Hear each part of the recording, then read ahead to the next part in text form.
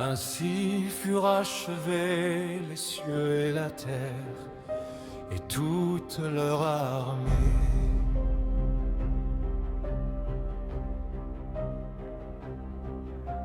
Dieu acheva au septième jour son œuvre qu'il avait faite. Et il se reposa au septième jour de toute son œuvre qu'il avait faite.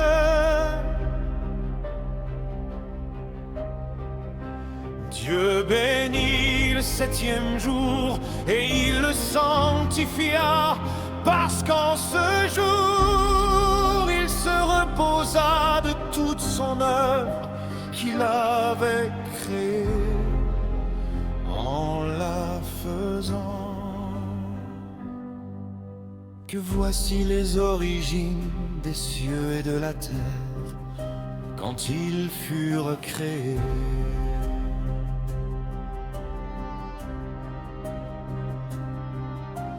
Lorsque l'Éternel Dieu fit une terre et des cieux, aucun arbuste des champs n'était encore sur la terre, et aucune herbe des champs ne germait encore, car l'Éternel Dieu n'avait pas fait pleuvoir sur la terre, et il n'y avait point d'homme pour cultiver le sol. Mais une vapeur s'éleva de la terre et arrosa toute la surface du sol. Et il se reposa au septième jour de toute son œuvre qu'il avait faite. Ainsi furent achevés les cieux et la terre et toute leur armée.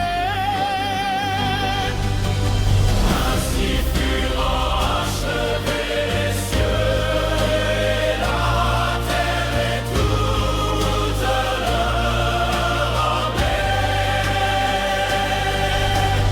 Ainsi furent achevés les cieux et la terre et toute leur armée. L'Éternel Dieu forma l'homme de la poussière de la terre. Il souffla dans ses narines un souffle de vie et l'homme devint un être vivant.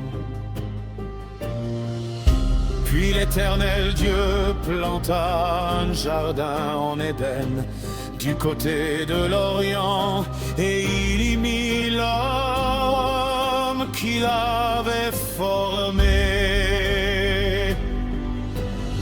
L'Éternel Dieu fit pousser du sol des arbres toute espèce, agréable à voir et bon à manger. Et l'arbre de la vie au milieu du jardin, et l'arbre de la connaissance du bien et du mal. Un fleuve sortait d'Éden pour arroser le jardin, et de là il se divisait en 4 bras. Le nom du premier est Pichon, c'est celui qui entoure tout le pays de Havila où se trouve l'or.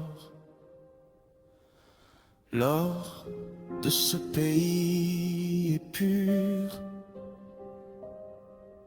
On y trouve aussi le bdellium et la pierre d'onyx.